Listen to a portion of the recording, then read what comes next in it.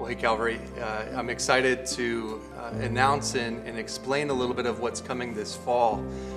As we, this fall, will gather for worship, we're going to be journeying through the book of Exodus in our series called Life in a Liminal Land. And liminal space is the space between an ending, but yet before a beginning. It's this intermediate space. And we as a church family are in liminal land right now. We're in a liminal space where there certainly has been an ending in our past. And we're excited to lean into our future, although we're not exactly sure what that is. We know from the story of the people of God, that God doesn't desert his people in the desert, but God is present in liminal space. And in fact, it's in the liminal land where God forms his people and is present with them.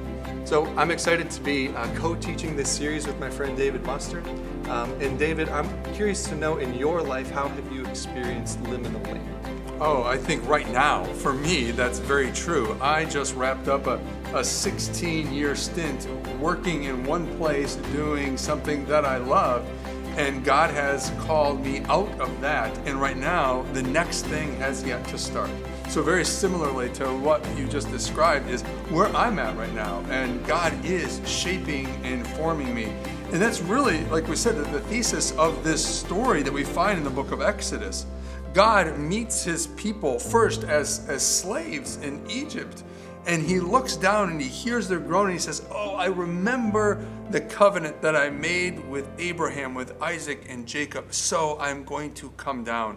God comes down into that space and he dwells with them, and his presence is made manifest. That's what happens in that liminal space, and that's what we want to explore over those weeks that we get to study this piece of text in the book of Exodus. That's right. So join us. We'll start our preaching series on September 12, and that will go through October 31, and we'll be diving in deeper in the book of Exodus through various other activities. So we're excited to see you this fall here at Calvary. See you then. I don't know why I added "see you then." So you, I just kind of got real excited about it. Yay! I was like, yeah, That's right. See you there. So you.